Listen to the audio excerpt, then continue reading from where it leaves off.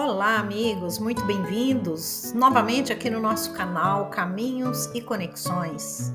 Esse canal tem por objetivo estudar a evolução da consciência, a progressão da consciência, estudar o problema do ser, do destino e da dor. Estamos trazendo, inicialmente, o tema sobre reencarnação. Nos vídeos anteriores, falamos sobre o que pensa a ciência sobre reencarnação.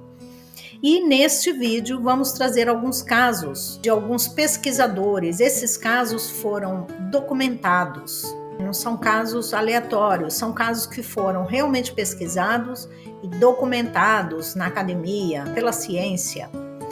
E o primeiro caso que nós vamos falar é do Jim Tucker, que foi um pesquisador, um psiquiatra, pesquisador da Universidade de Virgínia, que se debruçou sobre esse tema, e o objetivo dele, então, era fazer essa relação, as lembranças que as crianças relatavam.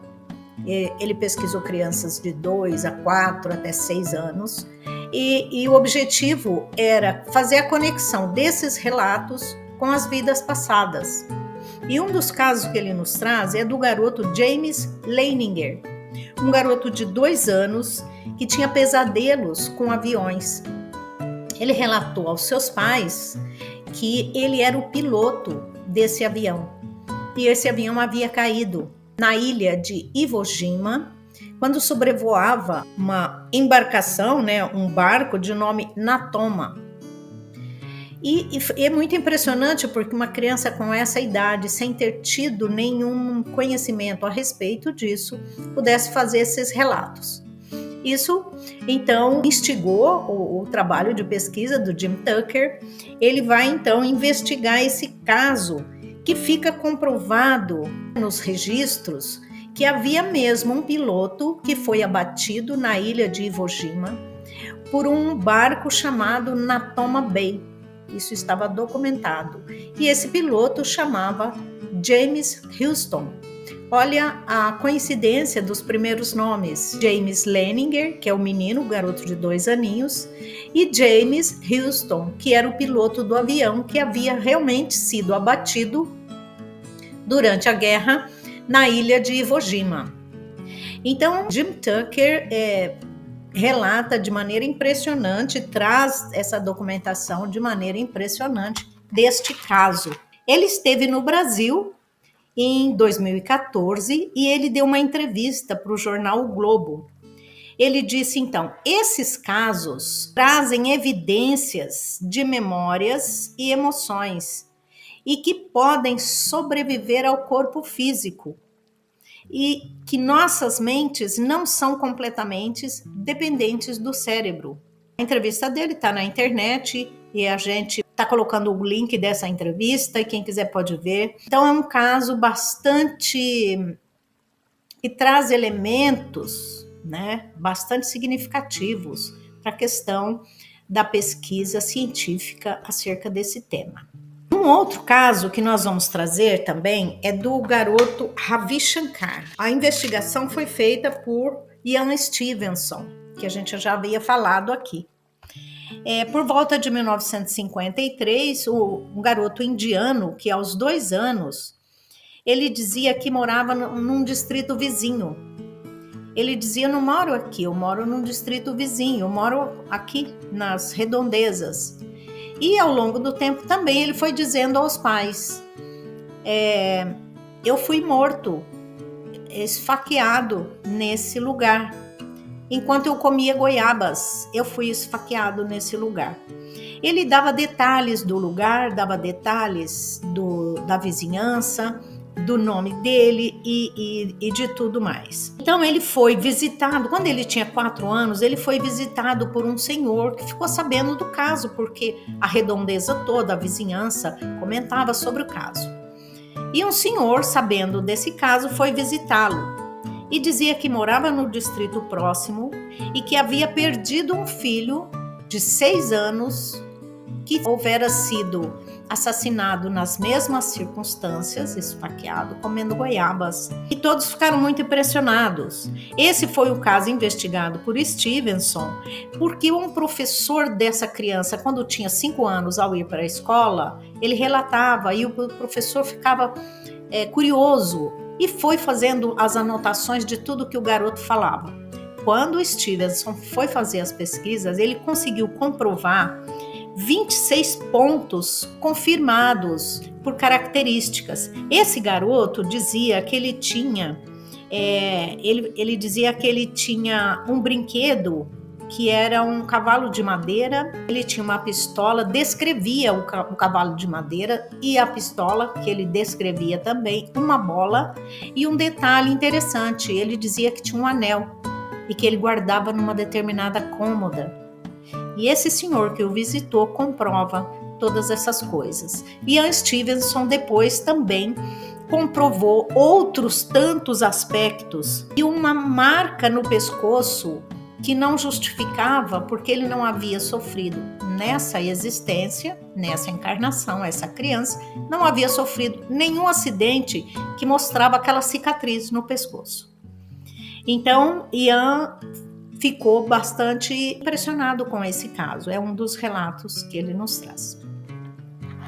Um outro relato do caso Hernani Guimarães Andrade, que é o brasileiro fundador do Instituto de Pesquisas Psicobiofísicas. Por volta de 1964, 66, tem alguns livros e um deles são 8 casos de relatos de reencarnações no Brasil. Tá na internet, tem PDF, então assim, para quem quiser e tiver interesse no assunto, tá lá. E um caso que a gente vai trazer aqui é de uma criança nascida na capital paulista, em São Paulo, e que no berço ela já esboçava a língua italiana, sem que ninguém na família falasse italiano. Nem parente próximo, nem a vizinhança, ninguém falava italiano. E essa criança, então, ela começa a falar italiano e não são falas comuns, são palavras mais difíceis, né? E a família começou a registrar tudo em um diário. Um dos registros, ela está no berço e pergunta para a mãe, onde está minha bambola? E faz isso várias vezes, quase chorando, onde está minha bambola? E a mãe não conseguia entender o que a criança estava perguntando, né? De uma outra vez, brincando com bonecas, e ela conversando com a boneca, e a mãe escuta a conversa dela, e ela diz para a boneca, vamos lá no Capitólio. E a mãe diz, o Capitólio americano? E ela diz, ora, é o monte, você não sabe? Que é o Monte Capitólio, que existe na Itália, né? E uma outra ocasião, ela aos 3 anos, a mãe estava grávida da sua irmãzinha e estava dormindo e ela na companhia da avó. Ela então calça os sapatos da avó e sai pela casa pisando e fazendo muito barulho e é repreendida. Então ela responde para a avó, não te molesta, avó, eu ando de pestadura mesmo, quer dizer, eu ando com o pé batendo com força no chão, na tradução para o português. Eu ando de pestadura mesmo.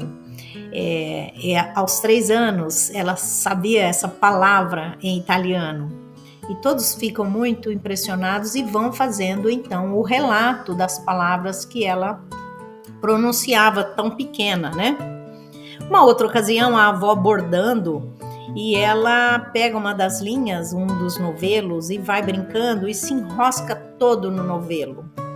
E aí ela fica irritada porque ela enrosca os braços, as mãos, os pezinhos, né? E ela diz, toma, vó, espancagliata mesmo. E a avó fica intrigada com essa palavra e vai procurar o que significa. A palavra é esparpagliata, quer dizer embaraçado, desordenado, é esparpagliata mesmo. Eu nem sei pronunciar direito, mas assim, é todo enroscado mesmo, é embaraçado mesmo isso. onde ela tinha ouvido essa palavra, né? Esse é um caso que não houve uma busca para saber se essa criança havia vivido na Itália, mas as evidências do vocabulário, da riqueza de vocabulário dela aos 3 aninhos de idade, né, falando italiano e usando palavras tão difíceis assim, né, que não são utilizadas comumente, e isso evidenciou o caso. E por último, quando ela ainda tinha 3 aninhos, quando ela viu a irmãzinha recém-nascida, e ela olha para a bebê e diz para a mãe: "Mãe, a bambina, a sorella está lusquinha." E a mãe diz: "Mas o que é isso? O que é lusca?" E ela vira os olhinhos assim, bem vesguinha, para mostrar que a irmã estava estrábica. É um fenômeno comum dos bebês, né? Esse estrabismo. E ela diz para a mãe: "Está lusquinha." E olha que interessante esse caso, não é?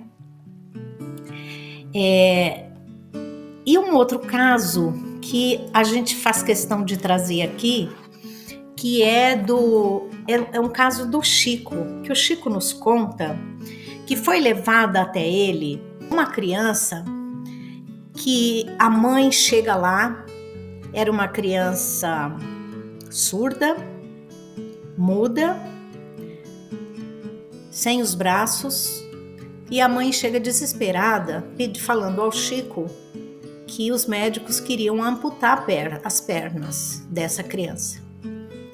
E ao que o Chico recomenda: a senhora fique tranquila, siga a recomendação dos médicos, esteja segura, siga a recomendação dos médicos. E é claro que a mãe desesperada, porque a criança já não falava, né?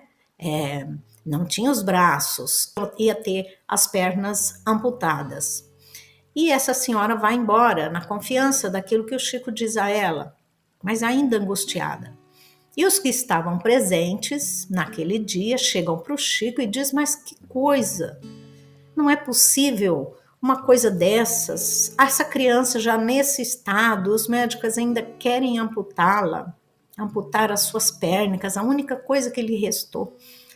E Chico diz o seguinte: "Olha, os espíritos estão me dizendo que esse espírito já vem há 10 encarnações se suicidando. E nesta existência ele rogou a misericórdia divina que providenciasse para que ele não cometesse o suicídio. Porque isso ficou como uma marca, um padrão no psiquismo, e todas as existências, nas últimas 10 existências, ele praticava o suicídio. Ele se suicidava. Então a misericórdia divina providenciou uma gangrena para que as pernas dele fossem amputadas, porque ele, em pensamento, está tentando encontrar uma forma de sair e se jogar de algum lugar. Tamanho é a força do padrão psíquico que a gente desenvolve ao longo da existência. Ao que todos, claro, ficaram estarrecidos com o caso. A importância de estudarmos sobre a reencarnação. Nós vamos falar disso ainda mais para frente. Mas no próximo vídeo, nós vamos trazer sobre os filmes, alguns filmes. Nós vamos fazer umas sinopses de alguns filmes que falam sobre reencarnação, aproveitando que está em cartaz o filme Nosso Lar 2, vale a pena assistir, vamos assistir, porque é de uma riqueza extraordinária para o nosso entendimento, para ampliar a nossa compreensão de vida, de mundo, de relação entre a vida material e a vida espiritual, que nos traz o nosso querido André Luiz e Chico. E agora essa turma do cinema maravilhosa também, trazendo para nós. No próximo vídeo nós vamos falar disso. Se você está gostando desse conteúdo e gosta de estudar e aprofundar o conhecimento, vem com a gente nessa caminhada. Vamos fazer excelentes conexões aqui. Estamos fazendo. Até mais, até o próximo vídeo.